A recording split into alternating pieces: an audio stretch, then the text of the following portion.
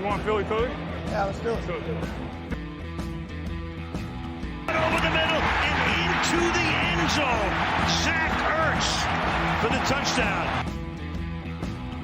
The Philadelphia Eagles are Super Bowl champions. Eagles fans everywhere, this is for you. Bonjour à tous. Bienvenue pour cet épisode 26 du Fly Podcast Fly. Vous l'entendez à mon ton de voix, il y a du bonheur, il y a beaucoup de positifs. Ça va être un épisode, ça fait longtemps qu'on n'a pas fait un épisode si positif. Ça doit pas faire oublier des aspects négatifs qui restent, mais on a une victoire. On va quand même pas bouder notre plaisir. Bonjour à Greg, bonjour à Loïc. Bonjour les garçons, bonjour à tous.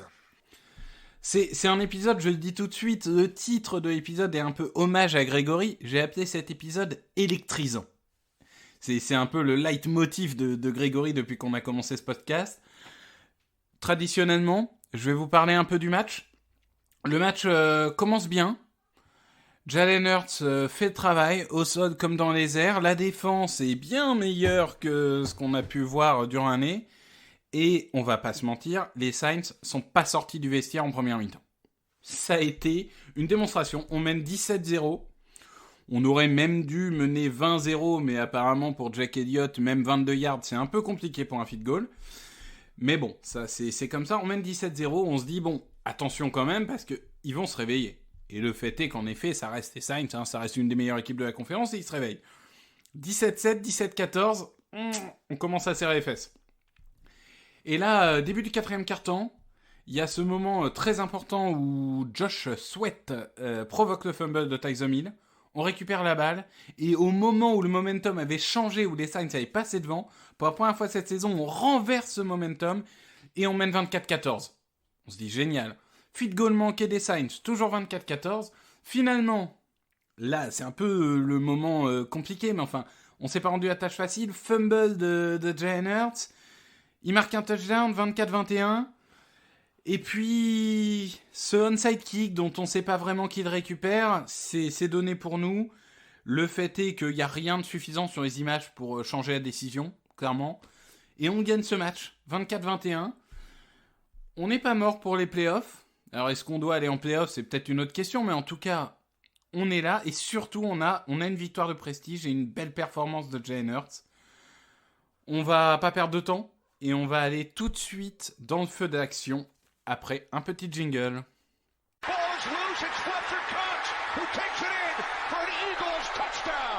Messieurs, comme je dis traditionnellement, j'ai trop parlé. À vous la parole.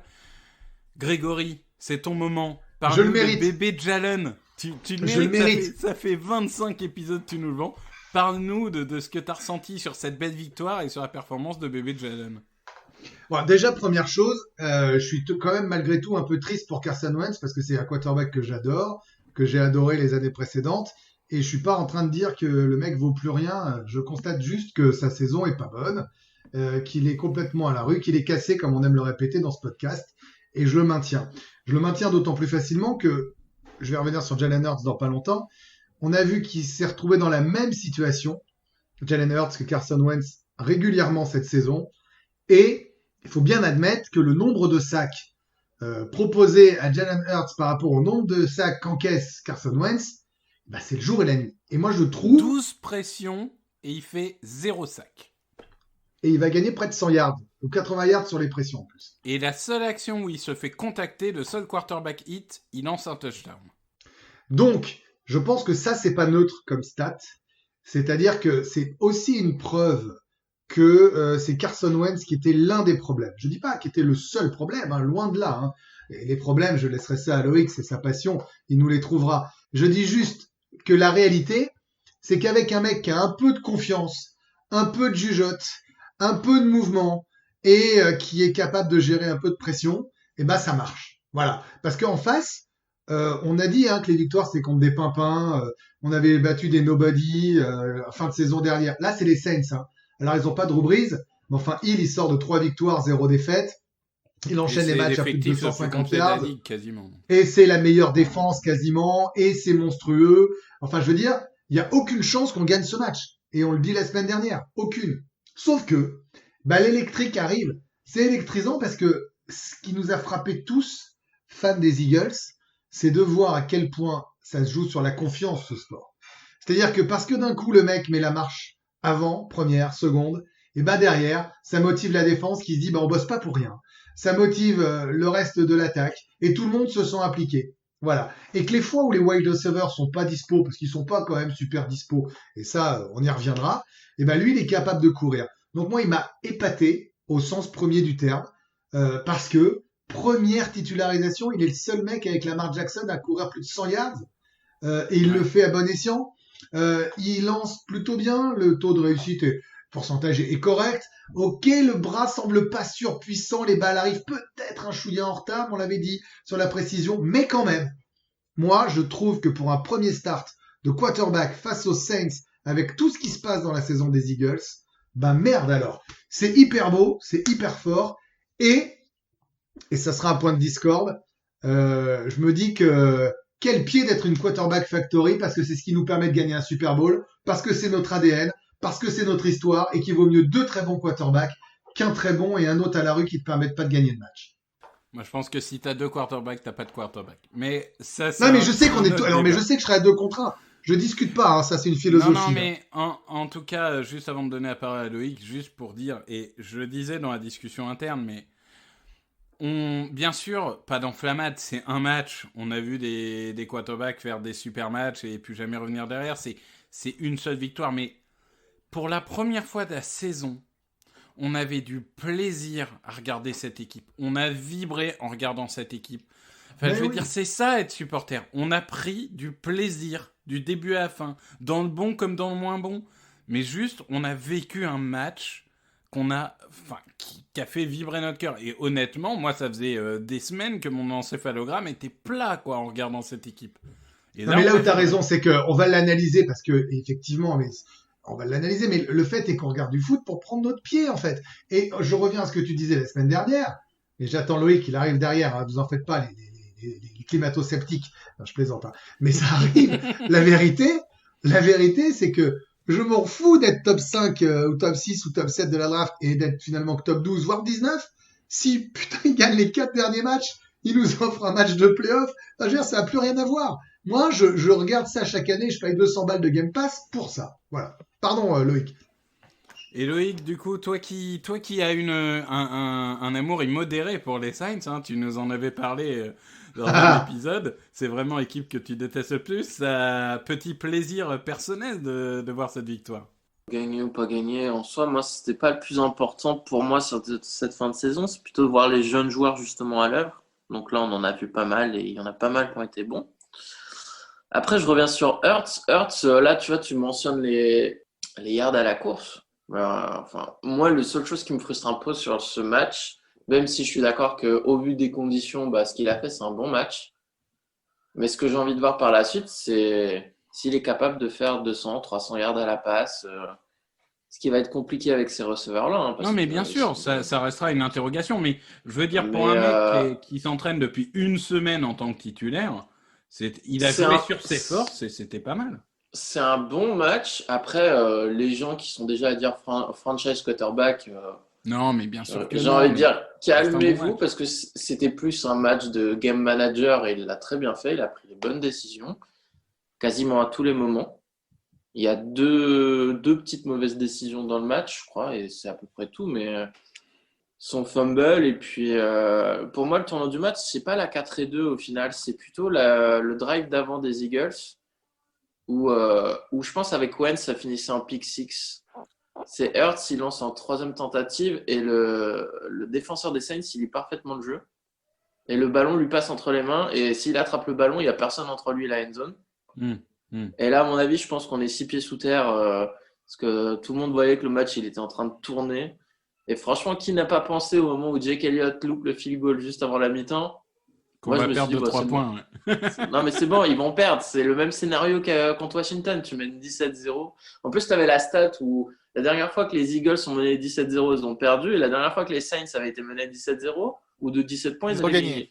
Ouais, après, les donc, Saints n'avaient pas pris de coureur de plus de 100 yards depuis 56 matchs. Ils en ont pris 2 en un seul match. Hein. Non, mais c'est ça, en fait. Moi, j'entends ce que tu dis, hein, Loïc. Hein, et tu as raison. Il n'y a aucune enflammade sur aucun des trois. On a quand même le droit de dire que pour un premier match de titulaire, c'est ouf quand même. Ouais, c'est bon. Ça. Il a fait ce qu'il avait à faire pour gagner le match. Mais on les a ouverts en deux quand même sur la course, alors que les mecs étaient intouchables. Et ça fait 55 matchs qu'ils prenaient pas 100 yards. Sur la course, on les a ouverts en deux. Sur la première mi-temps. Après, sur la deuxième, ça a été compliqué quand même. Ouais, attends, il fait... non, quand même... Un match, c'est un ensemble quand même. Non, mais bien sûr que le match n'est pas à 60%, 60 minutes magnifiques. Mais encore une fois, moi, ce que je demande à un rookie, et on y reviendra, mais moi, par exemple, je pense toujours que Carson Wentz doit être titulaire l'année prochaine s'il est réparé, parce que je pense toujours qu'il a un plus haut plafond que Jalen Hurts. Mais ce que j'aime pour un rookie, c'est ne pas surjouer et jouer sur ses forces. Ouais. Il a joué sur ce qu'il sait faire. Alors, comment vous savez le plafond? Explique-moi le plafond. Expliquez-moi tous les deux le plafond. Comment vous savez? C'est juste qu'aujourd'hui, je pense que Wentz a un niveau potentiel MVP, ce qui n'existe que dans une dizaine de quarterbacks à travers la planète. Si on en a 2 de ce niveau-là, alors là, c'est incroyable. Mais pour l'instant, j'ai vu... Oh non, mais j'ai vu de Wentz qui pouvait être MVP. Mais t'as vu l'équipe qu'il avait? C'est pas la même équipe, hein. Là je rejoins Loïc. C'est que là, lancer 300 yards à la passe avec les pimpins qu'on a, et encore les garçons, hein. Ouais, c'est son seul catch. Hein. Moi, je sais même pas ce qu'il fout sur le terrain. Hein. C'est un scandale. Hein. Surtout qu'il a joué beaucoup de snaps. Beaucoup. Mais en fait, moi ce qui rend toujours ouf, c'est qu'au final, tu vois, il y a des jeunes qui ont été lancés, mais par obligation. Parce que Wentz n'était plus au niveau et qu'il avait atteint une telle profondeur dans la nullité que tu n'avais plus le choix. Et Kevin Wallace parce que McLeod se blesse. Ouais, que Herbig et Mailata ils jouent parce qu'il y a eu des blessures. Driscoll, c'est pareil. Et au final, tu te rends compte que ces gars-là, je crois que tu es très haut sur Mailata. Hein. Mailata, il est incroyable. C'est pas parfait, hein, mais... c'était son 7e ou 8e match de football américain. C'est même pas... C'est 7e, 8e match NFL, mais de football américain aussi. Et le mec, il a une telle puissance. Il a balancé un gars à une main, un defensive tackle. Il l'a pris, il l'a gerté sur une quatrième tentative. Sur sa main faible en B-gap. Ouais. Comme si c'était rien, en fait. Comme si c'était un plot, le gars. Mais moi t'as fini de me convaincre. Honnêtement, t'as fini de me convaincre sur les 2 derniers matchs. Dillard, il sera swing tackle pour remplacer Lane ou Mailata. Je pense que Mailata sera le favori pour le poste de left tackle l'été prochain. Non, mais là, moi, les 2 derniers matchs ont fini de me convaincre, sincèrement. Parce que là, en face, il n'avait pas des peintres. Hein. Ouais. Il n'avait pas des peintres. On parle des Saints. Enfin, je veux dire, Trey Hendrickson, Cam Jordan, c'est pas des peintres. Franchement, incroyable. On a quasiment pas entendu leur nom du match, en fait. Lui et Driscoll ont fait un match propre. C'est ça. Je veux dire... C'est pas parfait encore. C'est vrai que notamment... Bien sûr, mais c'est un rookie 7e tour qui a jamais joué au foot américain, tu le dis. Hein. En fait, il a une capacité... Bravo, oui pour ce pic. Génial. Ah pardon, j'ai toute une liste, mais je le ferai pour la battle de fin avec lui. On est tous d'accord que c'était un bon choix. C'est Statland, il a fait un boulot incroyable avant et après la draft. Un jour, on en parlera de Stouthorn parce que ce coach des linemen, avec tout ce qu'il a eu à vivre cette année, 13 matchs, 12 alignements différents. Enfin. Et attends, parce que là, vous parlez de Mailata, vous avez raison, mais je veux dire, en termes de protection, ça joue. Mais il y a un moment, c'est aussi ta gestion de la poche quand même. Je veux dire, c'est pas que les gros quand même. Bah oui, bien évidemment. Mais c'est un ensemble, en fait. Mais là où Pederson a fait ce qu'il faisait pas avec Wentz, c'est qu'il a multiplié... Quand il a vu que Hurts était sous pression, il a multiplié les petites passes, etc. Ce genre de choses pour soulager un quarterback que faisait pas forcément Pederson avec Wentz. Mais après, juste pour finir sur Mailata, le plus incroyable, c'est qu'il a encore certains placements qui sont pas très bons. Et donc, du coup, en fait, il est déséquilibré au contact avec son défenseur. Mais en fait, il est tellement athlétique, malgré son gabarit, qu'il arrive à se remettre en position où il a la force physique tellement incroyable que, en fait, il arrive à compenser avec ses atouts. Il a un recover qui est... c'est difficile. Physiquement, il n'y a pas de mec, il y a pas beaucoup de mecs en NFL comme lui. Non, il a un recover qui est incroyable. Et donc, tu te dis, en fait, ce gars-là, mais en fait, plus il va jouer, plus il va s'entraîner, plus il devrait s'améliorer, en fait, parce que techniquement, il part de 0. C'est ça. Non, mais faire une passe décisive, Loïc. C'est qu'il n'y avait pas Jason Peters aussi pour protéger. Bon, bref. Mais non, mais oui. Non, mais c'est ce que je disais tout à l'heure. En fait, ils ont fait des choix, mais par obligation. C'est ça qui rend fou. Oui, mais par C'est contre, que- là, clairement, moi, je veux dire, ça y est, je suis convaincu. Malaita, c'est le futur left tackle de cette équipe. Hein. Je suis convaincu, là, ça y est. Par contre, je il a pense le toujours qu'il potentiel, faut en tout garder Dillard en swing tackle. D'autant plus l'année prochaine, un mec sous contrat rookie, un ancien premier tour en plus, donc quel potentiel. Je veux dire, tu refuses pas ça vu la situation de ton cap. Ça sera très intéressant d'avoir. Et si blessure de Dane, je pense qu'on est tous d'accord, Malaita à droite et Dillard à gauche. Hein. Surtout pas l'inverse. Ah oui, ou Driscoll à droite et Oui, ou Mailata à Driscoll gauche. à droite, Après, il y aura oui. des... Mais non, mais moi, en fait, je suis plus pour qu'ils fassent une compétition ouverte. Parce qu'ils sont... En fait, les deux sont tellement jeunes que tu vas pas donner le poste à l'un des deux. Moi, je suis pour une compétition ouverte et que le meilleur gagne. Et puis, Moi, je vais voilà. juste parler 5 minutes de Miles Sanders. J'aimais beaucoup, je crois que c'est Ruben Frank qui a dit, ça va parler aux amateurs de baseball, c'est un hard hitter, c'est-à-dire c'est pas un mec qui va à chaque fois réussir à taper la balle comme au baseball, mais par contre, quand il la tape, c'est home run. Et c'est un peu ça avec Miles Sanders, c'est que oui, ça sera peut-être jamais le mec qui va gagner 5-6 yards par course. C'est vrai, peut-être pas. Mais alors quand même, ça fait 3 fois cette saison qu'il nous fait une course de plus de 70 yards. Il y a un moment, il faut dire, hein, c'est incroyable. Bah, il a un super ratio. Hein. Je vais revenir à la comparaison que j'avais fait plus tôt dans la saison, mais il me fait penser à Saquon Barkley dans sa capacité à faire un énorme big play assez souvent. Malgré le fait qu'il va enchaîner, bah oui, il va pas être constant, hein, parce que après ça dépend pas que de lui aussi, ça dépend de la ligne offensive, du niveau de l'adversaire. Et c'est vrai qu'il a Saquon une Barkley et lui, ils ont capacité, été formés à la même école, hein, puisqu'ils se sont ouais, succédés à c'est Penn pas... State. Oui, hein, c'est pour ça que je cite cet exemple-là, c'est que Barclay, c'était la saison dernière, je crois, où il faisait des matchs, des fois, il Oui, faisait 15 courses, il y ça a eu un faisait match, même il a pas fait 10 10 courses, yards. 9 yards. Ouais. Ouais, voilà, et puis d'un coup, boum, il te met, quand même, contre les Eagles, il va te mettre un touchdown de 75 yards parce qu'il y a eu une petite erreur en défense et qui s'est s'engouffré dans la brèche. On devait Il n'y a, avoir pas, il y a pas eu de drop. 3.0. Hein. Il me semble que tu parlais des petites Ouais. passes qu'il a fait à un moment. Ils ont beaucoup joué ces passes tout de suite, assez rapides d'ailleurs pour Scott ou Sanders. Il n'y a pas de drop, hein, il me semble, de sa part dans ce match-là. Et derrière, ça a toujours avancé. Et souvent d'ailleurs première ou bord première avec une seconde hyper manageable, genre 2 yards, 2 yards à jouer. Hein. Mais en fait, la différence, c'est qu'il y a eu très peu de plays négatifs. Ouais. Parce que t'as pas eu de sac, mais t'as pas eu de plaquage pour perdre, t'as pas eu de fumble où le ballon il repart 10 yards en arrière. T'as eu quand même 4-5 pénalités quand même de faux départ. Tu les as d'ailleurs quand tu es quasiment en goal line, quand tu vas C'est marquer. Herbie qui en fait 2 surtout. Herbie qui en fait 2, Hertz qui en fait 1, et je crois que la 4e c'est Mailata. Et non, mais c'est sûr que c'était. Après, quand tu dis beaucoup de petites passes, oui et non, il y en a pas. Enfin, il a complété 17 passes dans la NFL d'aujourd'hui, 17 passes. Je trouve en tout cas davantage que ce qu'on avait l'impression. Tu vois, en fait, le truc, c'est que Wentz, ces passes-là, et elles étaient toujours low. Oui, il y arrivait pas. Elles étaient toujours low. C'est-à-dire qu'elles étaient dans les pieds ou mal gérées. Alors que là, elles sont dans le tempo de la course, qui fait que si elle est juste ajustée, même sans bloc, tu as minimum 4-5 yards de gagné. Tu vois, à chaque fois. Non, mais c'est sûr. Et un autre point fort de cette équipe, parce qu'on est la 2e équipe de NFL en nombre de yards, c'est la defensive line. Et Loïc, je te redonne la parole, mais il y a un autre de tes chouchous, parce que tu avais annoncé avant le début de la saison. Et on est à un sac que ça soit la réalité. Tu avais dit que Josh Sweat serait le meilleur saqueur de cette équipe. Eh bien, on y est presque. Hein.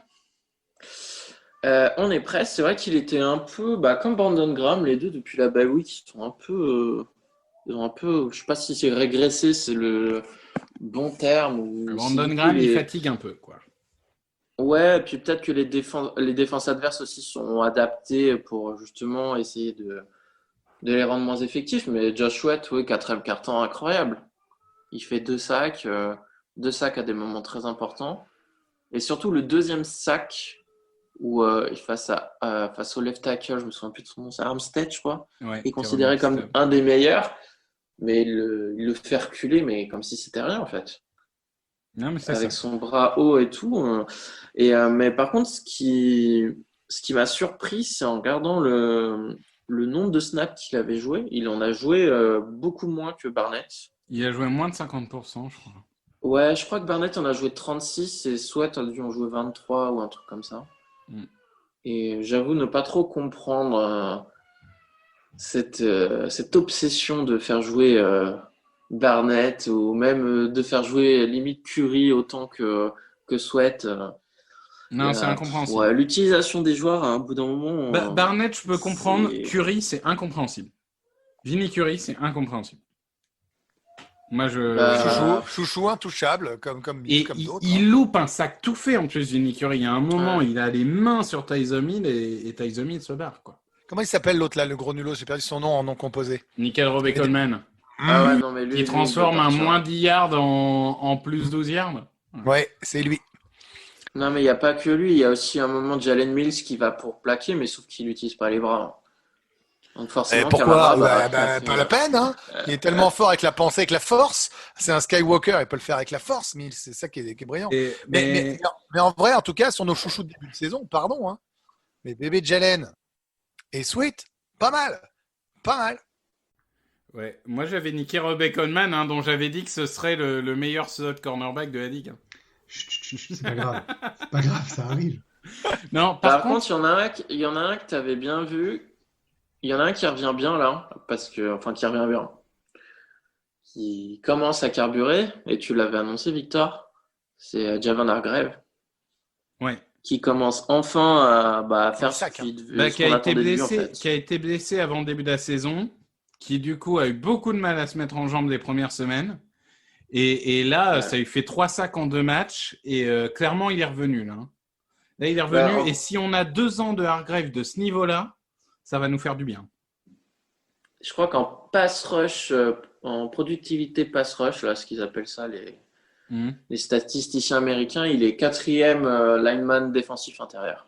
C'est ça. Et je crois qu'ils avaient montré que sur les 3 ou 4 derniers matchs, il est premier largement.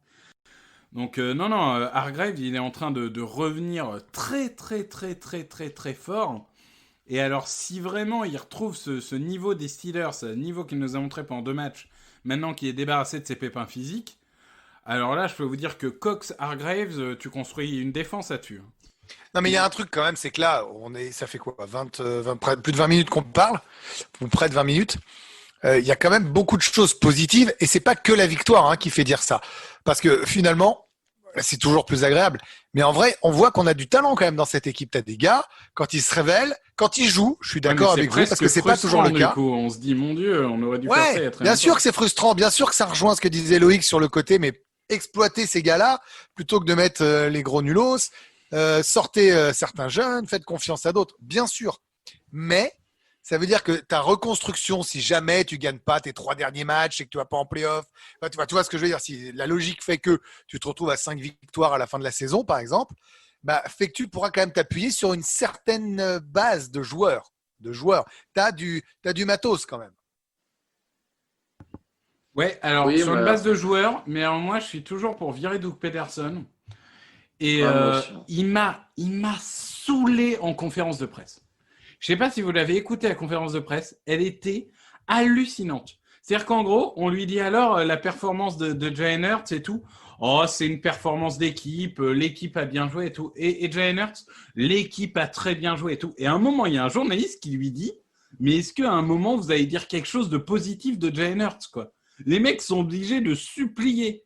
Et il dit, oui, il faudra que je regarde la cassette, mais en gros, il a fait un bon match. Génial. Et derrière, il dit toute façon... Attends, c'est Loïc qui doublait Pedersen? Non, mais attends. Loïc, c'est toi qui doublais Pedersen? Et derrière... Attends, le mieux. Derrière, il dit, et la dynamique d'équipe, il dit ce qui est important, c'est que cette équipe, elle repose sur des leaders. Et quand on lui demande de donner le nom des leaders, il dit Jalen Mills et Alshon Jeffrey. Non, mais il y a un moment, il faut arrêter, quoi. Il faut arrêter quand pour toi, le leader de ton attaque, c'est Alshon Jeffrey. Et franchement, son body language, son langage corporel en conférence de presse, moi, j'ai toujours l'impression qu'il ne veut pas être l'année prochaine. Ouais, moi, c'est ce que je voulais dire aussi. Moi, il m'a donné l'impression d'un gars que, de toute façon, il s'en fout. Genre, je fais mon boulot et laissez-moi tranquille et je me barre. Dans sa tête, il est déjà ailleurs. Ouais, moi, je suis d'accord. Si ça se trouve, c'est pas du tout ça, mais c'est en tout cas ce qui dégageait en conf de presse. J'ai ressenti la même chose en conf de presse. Vraiment, j'avais l'impression qu'il voulait partir. Alors après peut-être qu'on ne sait pas les discussions qu'il a avec Laurie. Hein. Peut-être que Laurie lui dit faisons une sortie digne. Si effectivement ça se terminera quoi qu'il arrive, faisons quelque chose de beau sur la fin, donne sa chance au gamin. Je dis ça, j'extrapole parce que personne ne sait vraiment ce qu'il a pu se dire. Moi, j'avais tendance à croire avant la conf de presse que donner sa chance à Hurts, c'était la dernière chance pour sauver ce qui était sauvable et notamment en plus des playoffs, sa peau. Voilà, donc je serais pas aussi catégorique que vous. Non, mais encore une fois, c'est que du ressenti. Parfois, tu ressens des choses, surtout à distance. T'es pas dans les vestiaires, t'es pas dans les couloirs. C'est peut-être pas la réalité des choses, hein. Mais c'est l'impression que ça donne. Il est très, très, très mauvais communicant aussi. Hein. Oui, mais à une époque, il était mauvais communicant, mais il était souriant. Là, il sourit même pas. Il a gagné contre les Saints. T'as l'impression. Je pense que la saison a été très longue pour lui aussi. Hein. Oui, non, mais c'est sûr. Mais qui cite Alshon Jeffrey comme un leader, tu vois, celle-là, je l'avais loupé. Hein. Ça me fait bien rire. Non, mais c'est hallucinant. Non, mais ça explique le nombre de snaps de Jeffrey. Non, mais c'est avec ce qu'il fait sur le terrain à ce moment-là. Jeffrey, il a fait 31 snaps. Fulgham en a fait 11. JJ Arcega-Whiteside en a pas fait. Oui, alors JJ Arcega-Whiteside, on disait qu'il serait avancé avec Jalen Hurts, il a fait 0 snap. Ouais. Voilà. Et John Hightower a été inactif. C'est le seul receveur qui a fait des catchs de 50 yards cette année. Il est inactif. Ouais. Bon, après ça, j'ai envie de dire, un rookie comme ça, si par exemple il a fait une semaine où il a rien fait à l'entraînement, parfois ça leur fait du bien aussi de dire écoute, t'as rien foutu cette semaine, t'es inactif. Enfin, ça, on n'est pas à l'entraînement, on sait pas. Ouais, mais après. Ça me choque pas, franchement. Bah, moi, ça me choque quand je vois Alshon sur le terrain, en fait. Non, mais bien sûr, mais ça, c'est un autre problème. Et quand je vois Greg Ward qui continue à retourner tous les punts. Alors et à faire n'importe quoi. Non, mais alors ça, il y a un moment. Jalen Reagor a retourné un punt en touchdown la semaine dernière. Donc, il sait le faire.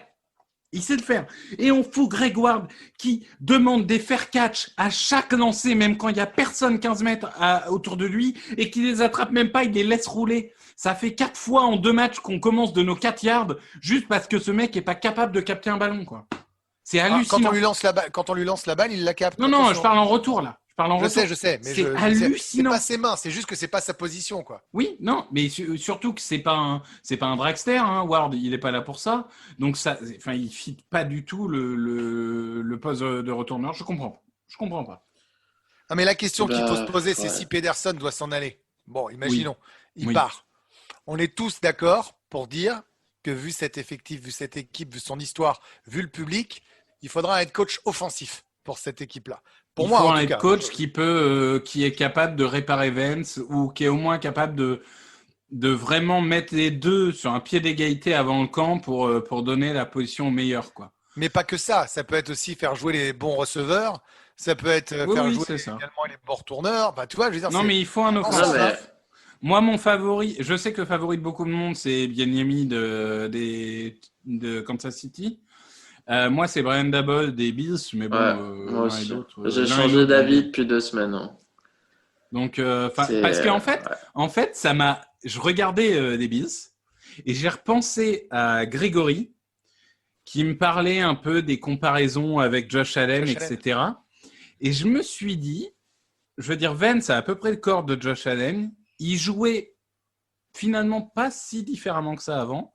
Hurts, ça n'a pas le même corps, mais il joue un peu pareil. Et je me dis, un mec qui est capable de sortir le meilleur de Josh Allen, est-ce que c'est pas ce mec-là qu'il nous faut pour sortir le meilleur de Carson Wentz et Jalen Hurts? J'ai pensé... Il voudrait être head coach. Ça s'interview ça tous les jours. Pas sûr. S'ils rentrent dans une belle phase, s'ils vont à finale de conférence ou Super Bowl, même s'ils sont dans des belles phases, un coordinateur refuse rarement de devenir head coach. Hein. Sauf McDaniels, mais bon.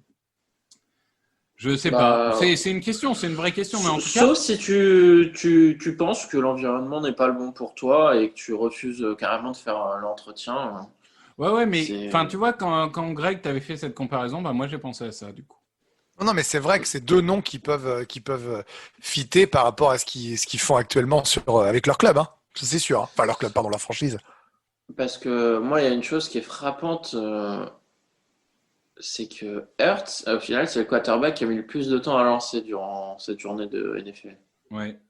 Et Hill, tu veux dire? Non, attends, tu parles de qui? Hurts. Hurts, pardon, j'avais compris.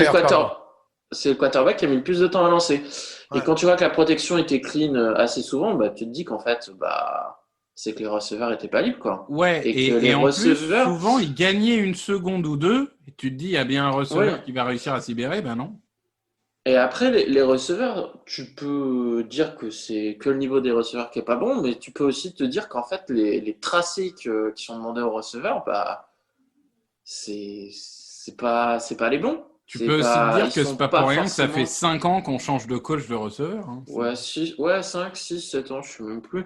Mais tu te dis que ça manque de variation, que les coachs les mettent pas forcément dans les meilleurs tracés possibles pour eux. Tu vois, là, c'est la première fois où tu as vu Rigor, où tu avais l'impression qu'il était enfin utilisé correctement sur des choses où il peut faire des yards après réception. Les tight ends arrivent à se libérer, hein, comme d'habitude. Hein. Ça, c'est nous aussi. Zach Ertz, il a réussi à se libérer. Zach Ertz, c'est un des meilleurs route runners de la NFL, donc il sera toujours plus ou moins libre. C'est vrai qu'en début de saison, quand il n'était pas libre, tu te disais qu'il y avait un problème. Parce que Zach Ertz, il fait 2 réceptions pour 8 yards. C'est plus Goddard qui fait un. Non, mais j'étais sur Goddard aussi qui a réussi à se libérer. Ouais. Je pense à cette passe où il part sur la gauche, Hurts. Il bouge, il lance ça arrive sur lui, il arrive à lancer sur Goddard qui arrive après à partir à se libérer. Ça part en touche. Je veux dire, celle-là, elle était importante aussi. Je crois que c'était un sort. Non, je suis assez d'accord avec ça. Et c'est vrai que ça pose question sur les receveurs ou leur utilisation, parce que quand tu as autant de coachs, est-ce que c'est parce que ton matos c'est pas bon ou c'est parce que tu n'as pas de bons coachs? Il y a quand même une solution à te demander si tu as des bons receveurs aussi. Hein. Quand tu as 3 coordinateurs offensifs, tu n'as pas de coordinateur offensif. Mais moi je pense aussi, quand tu changes autant de fois t'as changé autant de fois de coach de receveur, je pense qu'à un moment donné, il faut que tu questionnes aussi les plays qui sont appelés et les routes qui doivent courir. Mais moi, je continue à vouloir virer Doug et à prendre un mec qui sait faire des plays offensifs. Hein, je suis désolé. Franchement, le pire qui pourrait arriver, c'est qu'on gagne tous nos derniers matchs et que du coup, les mecs disent on change rien. Mais moi, c'est pour ça que quand au final, qu'ils aient gagné ou perdu, je m'en fous.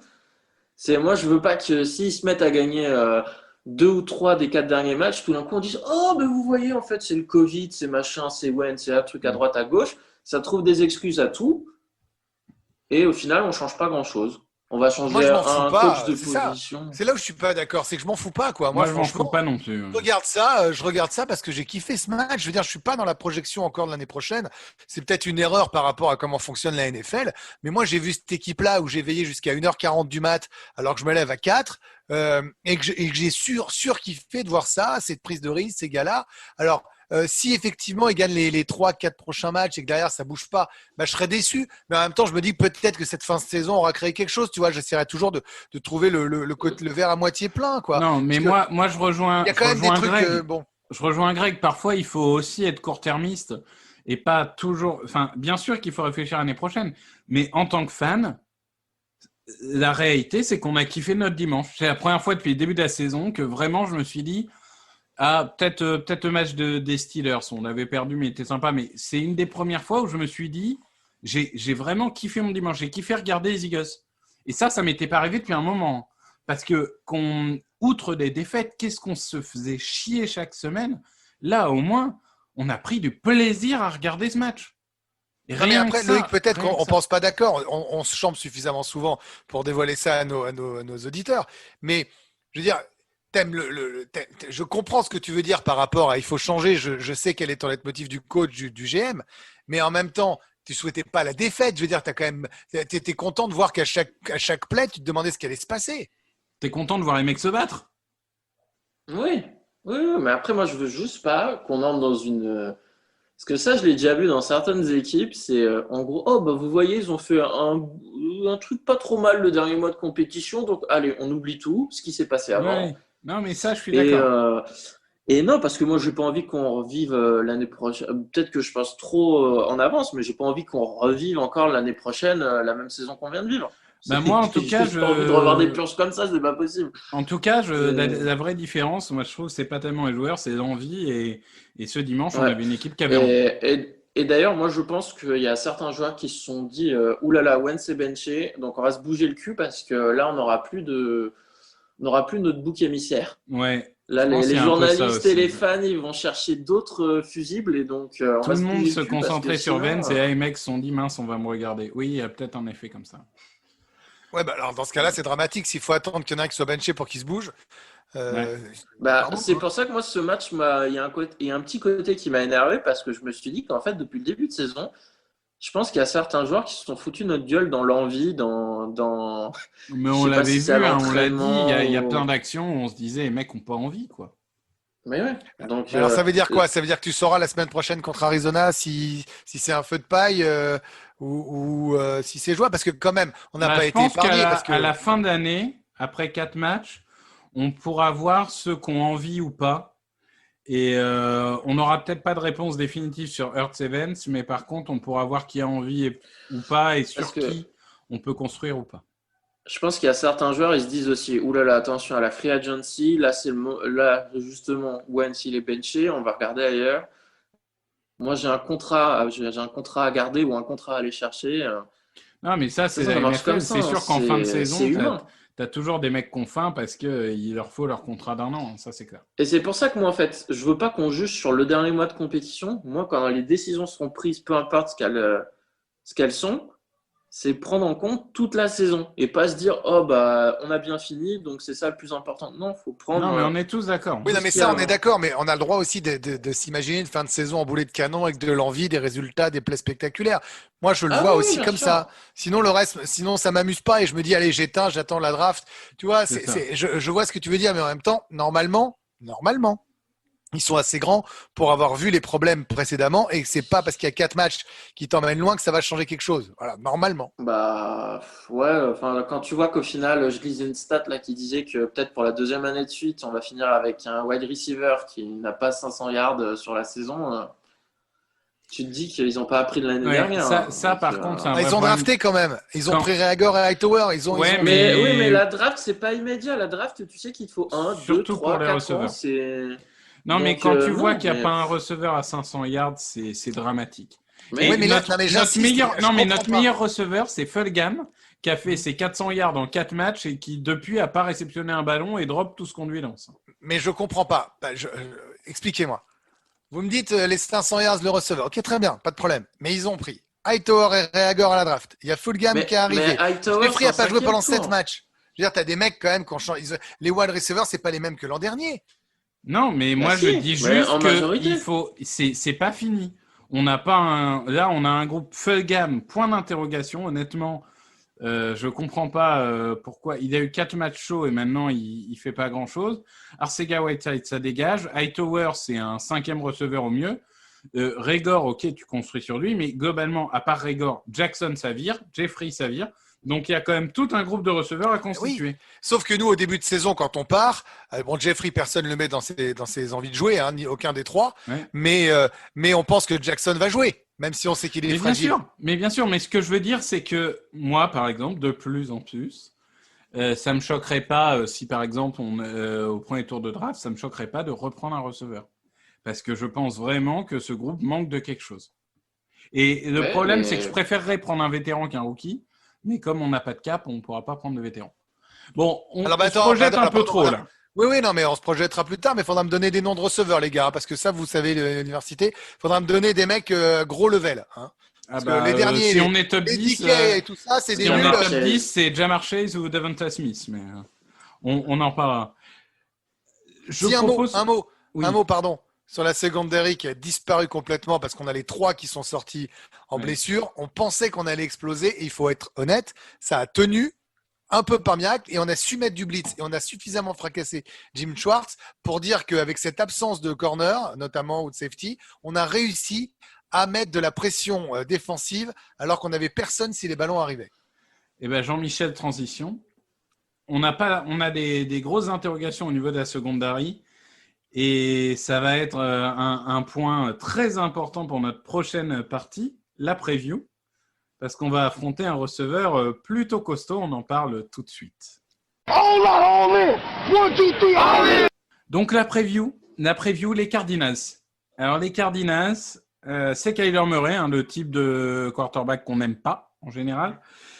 Et c'est DeAndre Hopkins, un des meilleurs, peut-être le meilleur receveur de la ligue, sachant que C est blessé, sachant que C est en commotion, Maddox est blessé, McLeod est blessé. Je vais commencer cette fois par Loïc. Loïc, ce match face aux Cardinals, ça te fait peur? Tu te dis, de toute façon, c'est un peu comme les Saints, on prend ce qu'on a à prendre, on fait jouer les jeunes. T'es dans quel état d'esprit avant ce match? Moi, moi, je suis désolé si ça vous comprenez, s'il y en a qui comprennent pas, mais pour moi, l'intérêt de cette fin de saison, c'est de voir les jeunes à l'heure. Moi, voir des gars comme Jeffrey, machin, truc bidule, ça m'intéresse pas. Ils seront pas là en mars. Je m'en fous. On sait ce qu'ils ont pu faire avant, on sait dans quel état ils sont. Moi, je veux voir. Là, on va avoir, du coup, en safety, on va avoir Wallace. Après, juste un mot sur McLeod, sa blessure, elle est terrible parce que c'était sa meilleure saison sous les Eagles, peut-être même la meilleure saison de sa carrière. Franchement, c'est un leader. Franchement, je pense que peut-être que Malcolm Jenkins n'a pas été remplacé à 100%, mais franchement, lui, c'est un des rares qui a fait le taf toute la saison. Et là, sa blessure, elle est terrible parce que. Il va pas faire les camps d'entraînement, il va revenir. Non, je pense que malheureusement pour lui, la probabilité quand on connaît ce genre de blessure et au moment à laquelle il l'a dans la saison, on peut déjà se dire que sa saison 2021, malheureusement, le début de saison 2021 va être très compliqué. Ouais. Il s'est fait la même blessure et il a mis toute une saison à récupérer. Ouais. En fait. Mais en plus, elle est couillonne. Quand tu vois la blessure, c'est vraiment. Mais c'est typique la blessure sans contact. Terrible. Ouais. C'est ce qu'il y a de plus terrible dans ce sport. De toute façon, c'est les blessures. Hein. Non, mais blessure sans contact. De toute façon, quand un joueur se blesse sans contact, en général, c'est que c'est grave. Moi, quand j'ai vu la blessure au ralenti, parce qu'on avait vu plutôt la blessure de Slay en direct. Et quand ils ont montré le ralenti, pour moi, c'était sûr que c'était les croisés. Hein. Il y avait tout pour. Tu le vois, le genou qui lâche et il ne peut plus mettre de poids dessus. C'est un indicateur assez fort. Donc, c'est terrible pour lui, en fait. Mais on met qui alors là contre les Cardinals? Ça va être Wallace et Epps, puisque Mills va devoir jouer cornerback. Voilà. Ou alors, Jacquet revient. Il est blessé longue durée, Jacquet? C'est les adducteurs, donc. Ouais, mais parce que sinon, on peut imaginer Jacquet en CB2 et Mills en safety. Non pas que ça me réjouisse. Par contre, faudra vérifier, mais je crois que Darius Slay, c'est sa deuxième commotion depuis la bye. Il me semble. Donc. Parce que là, il joue pas alors. La dernière fois, il avait une commotion, il avait joué le match d'après, donc. On va voir, chaque commotion est différente. Hein. Tu peux avoir qu'une seule commotion dans ta carrière, mais ça peut être une énorme qui va te mettre 3 mois out. Comme tu peux en avoir pas mal. Mais après, on se souvient de l'exemple de Jordan Reed chez les anciennement Redskins. Ça lui a coûté une saison entière. Et donc, non, mais j'espère que pour Slay, ça va pas être quelque chose de récurrent, entre guillemets, et que ça va pas avoir d'effet sur sa santé. Hein. Mais c'est sûr que là, la secondary, c'est inquiétant, hein, parce que Hopkins, que ce soit ou pas le meilleur receveur de la ligue, pour moi, je pense que c'est le plus fiable au niveau des mains. Ça, c'est sûr que, à part Larry Fitzgerald, dans l'histoire, on n'en a pas vu beaucoup des comme ça. Il y a peut-être Devante Adams cette année aussi, qui est très très fort. Et on a vu ce que Devante. Ouais, mais cette année, non, il n'en a pas fait des drops. Si, contre les Buccaneers, il fait un drop terrible qui coûte une interception. Je crois qu'il est listé à 0 drop en tout cas. Donc, si, elle est terrible. N'invente pas des stats qui n'existent pas, Victor, quand même. Non. Non, elle est terrible. Il drop, elle est terrible contre les Buccaneers. C'est terrible. Mais après, ce qui est sûr, c'est que. Mais t'es sûr qu'elle n'est pas annulée par un flag ou... Je crois pas. Hein. Mais on va jouer une équipe. Bref. On va jouer une équipe qui va nous mettre à mal parce que, comme tu l'as dit, c'est typiquement quand on se rappelle que Daniel Jones, c'était Carl Lewis quand il avait joué contre nous. Là, tu joues Murray. T'as Hopkins à la réception, t'as plus de secondary. On joue, mais c'est même plus le test ultime. C'est le maxi méga giga test. Et donc, à mon avis, injouable. On joue l'attaque parfaite pour faire déjouer notre défense.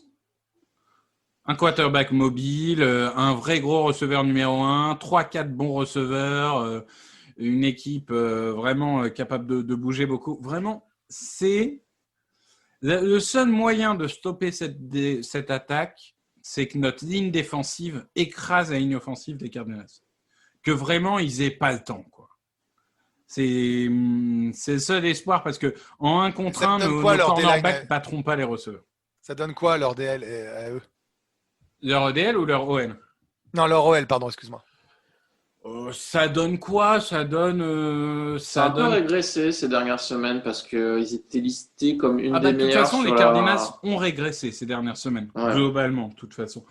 Mais surtout offensivement. Pour répondre à la question, ils ont eu beaucoup de blessures. Ouais, pour répondre à la question de Greg, le left tackle, c'est Humphries. C'est pas mal. C'est pas mal. Propre, par contre, c'est plus à l'intérieur de la ligne que c'est compliqué. C'est plus à l'intérieur de la ligne, c'est compliqué. Les pugs, Sweezy, Murray, Cole, tout ça, c'est compliqué. Je dirais que vraiment, et ça tombe bien, on a un defensive tackle, Hargrave, on dit qu'il revient. Cox, qui n'a pas été mauvais, il fait un sac contre les Saints. Donc je me dis, vraiment, c'est là où on doit aller. C'est nos defensive tackles doivent écraser l'intérieur de la ligne. Mais on va en prendre, hein. On va quand même prendre des points. Quand bien même on arrive à les dominer là, on va en prendre. On va en prendre. Après, alors, il y a leur défense. Alors, leur défense, elle est pas bonne. En tout cas, depuis la blessure de Chandler Jones, ils avaient 0 pass rush. Et là, ils ont eu le bust Hassan Reddick qui s'est réveillé, qui a fait 5 sacs contre Daniel Jones. Bon, est-ce que c'était un feu de paille ou est-ce qu'il est vraiment rentré dans sa carrière? On verra. Mais en tout cas, ils avaient 0 pass rush ces dernières semaines, depuis la blessure de Chandler Jones. Il y a Hassan Reddick qui s'est réveillé. Mais globalement, leur défense est un peu aux fraises. À part Buda Baker en safety, même Patrick Peterson ne fait pas une bonne saison en cornerback. Donc non, moi je trouve qu'il y a la place pour leur mettre 25 points. Par contre, il y a la place pour en prendre 30. Quoi. C'est un peu le truc.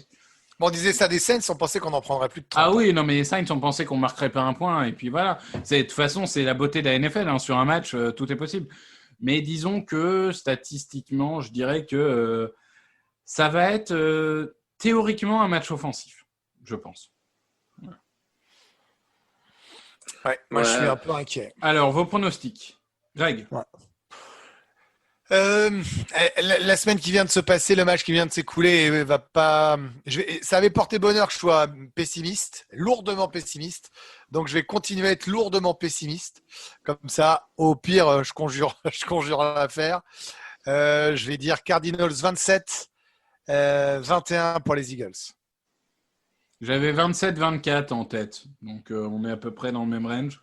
Loïc 31-20. 31. Pour les Cardinals. Hein. Je suis toujours pas convaincu qu'on va mettre 30 points dans un match avant la fin de la saison. Hein. On met tous les 3 les Cardinals. Donc, ok. Ouais, si jamais on gagne. Et si jamais on gagne. Alors, on fait le même match que contre les Saints. Donc, non. Donc, la course au playoff. Voilà. Hein. Parce que ça fait longtemps qu'on n'en a pas parlé. Donc... Bon, attends, vas-y, dis à Loïc qui peut raccrocher. C'est bon. Loïc, c'est bon. Tu peux rentrer à la maison. Je passe sous un tunnel. Oui. Vous avez 2 minutes. Va t'occuper de ta femme. Nous, on parle playoff. Donc, pour aller en playoff, il faut quoi? Il faut déjà qu'on gagne nos 3 matchs. Enfin, on pourrait y aller en gagnant 2 matchs, mais statistiquement, ça paraît quasiment impossible. Donc, en gros, il faut gagner nos 3 matchs. Donc, si on gagne nos 3 matchs, non seulement ça fait 3 victoires, mais ça fait déjà une défaite pour Washington, puisqu'on les affronte en week 17. Jusque-là, c'est logique. Il faut que Washington en perde 2 matchs en tout, donc contre nous. Et il faut qu'ils en perdent un second, sachant qu'ils affrontent Seahawks et Panthers. Donc, Russell, déconne pas. Poto, déconne pas. Hein. Ça va être compliqué, tu vas prendre des coups. Hein. Ça va pas être simple ta soirée, Russell. Non, mais Russell, tu vas prendre des coups, mais déconne pas. T'as le frigo américain et t'as le Lilliputien. Là, ils savent capter des ballons, donc tu leur envoies une fois l'un, une fois l'autre, et normalement, c'est bon.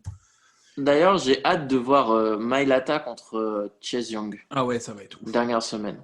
Et du coup, les Giants, faut qu'ils perdent un match aussi, sachant que eux, ils affrontent Cleveland, Baltimore et Dallas. Bah, ils vont en perdre, c'est obligatoire. Je pense qu'ils perdent ou les Browns ou les Ravens. Ça me paraît raisonnable de penser qu'ils en perdent un des deux.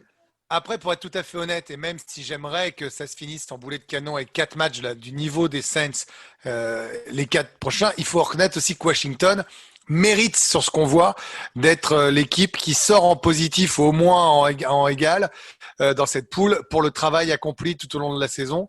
Vu comment c'était parti, même sans nom au départ, il y a un côté méritant, quoi. Oui, et puis le pourcentage de chance qu'on gagne les 4 matchs, ce qui nous a fait, ce qui nous a fait battre les Saints à cet engouement, pourcentage de chance qu'on gagne les 3 autres est quand même faible, parce que les Cardinals sont à 10, ça va être une équipe difficile. Et après, c'est 2 matchs de division, et on sait qu'un match de division, c'est jamais gagné. Donc bon, voilà, ça reste du théorique et... On l'a fait l'an dernier, les matchs de division. Oui. Non, mais il reste probable que Washington remporte la division. D'ailleurs, qui aurait pu dire avant le début de la saison que la Washington Football Team avait gagné la division? Ça, c'est quand même incroyable. Non, mais c'est surtout il y a un mois, puisque là, ils viennent de gagner 4 matchs de suite, dont un truc de dingue. Ils viennent de gagner les 3 derniers matchs à l'extérieur. Ils viennent de gagner donc, quand même. Bon, à Dallas, c'est une chose, mais ils viennent quand même de gagner à Pittsburgh et à San Francisco, quoi. C'est comme, on parle pas de, ils ont pas battu Jean-Michel. Oui, même s'il n'y a pas de fans, c'est incroyable, quoi. 3 matchs de suite à l'extérieur. T'as quand même les transports en avion, machin, un truc bidule. De toute façon, ça ne change rien, ils ont jamais de fans, mais oui, non, mais à l'extérieur, quand tu vas jouer à l'extérieur. Ça veut dire que là, si jamais eux, ils finissent bien la fin de saison, qu'ils font même 3 sur 3, d'accord? C'est pas impossible, hein, parce qu'il y a toutes les raisons du monde de croire qu'ils peuvent continuer ouais, même 2 sur leur 3 série. Suffirait, ouais. Même 2 sur... je vais vous dire un truc. Je suis désolé, je sors un peu du côté Eagles, parce qu'il faut être honnête, dans cette division, c'est eux qui sont les favoris. Va falloir se les jouer au premier tour, hein. Va falloir se les jouer, hein. Ah bah, vu la défense, oui, de toute façon, ça manque d'un ton quarterback, il va se faire taper. Hein. Et franchement, ils sont à une bonne draft offensive de faire quelque chose. Il manque un quarterback et il manque des playmakers parce qu'en gros, ils ont un playmaker incroyable, McLaurin, qui est vraiment top du top. Ils ont Gibson qui, sorti de nulle part, est très très bon cette année, à voir s'il confirme, parce qu'on sait que les running backs, c'est un peu inconstant. Voilà, il faut investir sur la ligne, il faut investir sur des playmakers, mais ils sont pas loin de faire quelque chose. Mais c'est sûr que là, aujourd'hui, ils sont favoris. Après, peut-être que si on a battu les Cardinals et s'ils ont perdu contre les Seahawks, la télé américaine serait très contente d'avoir une finale de NFC Est en semaine 17. On va être flexé en Sunday Night Football. On va être ravis. Mais là, t'oublies quand même Dallas. Parce que Dallas, ils ont beau être dernier de la division. Ben non, parce que je pars du principe qu'on gagne nos 3 matchs. Donc si on gagne nos 3 matchs, ça veut dire qu'on les bat. Donc ça veut dire qu'on est forcément devant eux mathématiquement. Ouais, mais faut quand même faire attention à eux parce que leur calendrier est entre guillemets favorable dans le sens où le prochain match c'est San Francisco et après c'est 2 matchs de division. Non, bien sûr, mais ce que je veux dire c'est que si on perd, de toute façon, ce sera pas nous. Donc que ça soit Dallas, New York ou Washington, mais si on gagne et qu'on est dans la course, on sera dans la course contre New York ou contre Washington. Mais on peut pas dire attention le calendrier. On peut pas dire attention le calendrier de Dallas c'est facile, il y a 2 matchs de division et dire nous c'est dur, il y a 2 matchs de division. Parce que c'est dur pour tout le monde. Non, c'est dur pour tout le monde. Mais ce que je veux dire, c'est que Dallas, moi, je les calcule pas dans le sens où ils peuvent gagner la division, mais ça n'a pas tellement de lien avec nous. Enfin, si on gagne, parce que du coup, ça veut dire que le match contre les Eagles, ils vont le jouer à fond. Ouais, alors ça dépend des résultats de ce week-end. Mais ouais. Après, dans l'optique, si je me mets dans le cerveau de Loïc, la joie, c'est qu'on gagne, plus de matchs, qu'on fasse des belles performances, qu'on soit top 6, top 5 de la draft. Non, là, c'est trop tard. Pourquoi t'as Jets, Bengals? Jets, Bengals? T'as Jets, Jaguars, Bengals. Ouais, Bengals, ils ont tout gagné ce week-end. Et après, t'as Dallas, t'as Houston, t'as Chargers aussi. T'as Carolina, t'as Chargers, t'as. Ouais, enfin, ils sont pas tellement. Ils sont à 3. Mais globalement, là, aujourd'hui, on est 8. 9. Si je dis pas de bêtises. 9. Si tu gagnes encore un match, tu passes 12. Ah oui, non, mais d'accord. Mais si tu. On va voir. Mais parce que, quand même, je sais pas, les Panthers, les Falcons, ça peut gagner des matchs. Enfin, il y a un moment, les Chargers aussi. Ça peut, ouais, mais. Écoute, on va voir. Non, mais le truc, c'est qu'on a par rapport à ces équipes-là, c'est qu'elles n'ont plus une once d'espoir de quoi que ce soit. Tant que c'est pas oui, un gros on mot est chez seul à eux. pouvoir être champion de division dans le bottom 10.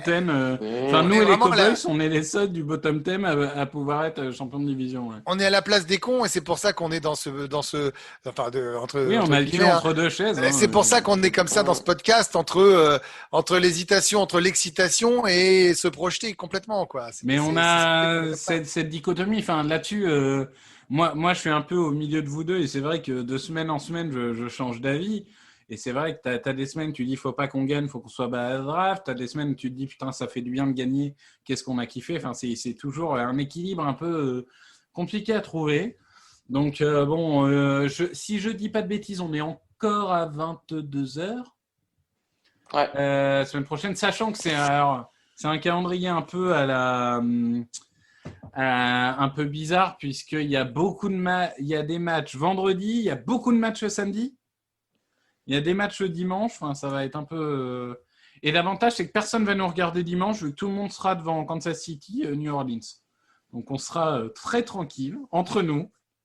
D'ailleurs, peut-être que les Saints, en entrant sur le terrain, étaient déjà en train de penser à la semaine prochaine. Les Saints, le match contre les Saints. Oui, ça, c'est sûr. Contre les Chiefs, oui, pardon. Bon, je pense qu'on a fait le tour. Est-ce que vous avez quelque chose à rajouter ? Non, je sais pas si je dis Go Eagles ou Go Eagles parce que c'était tellement bon.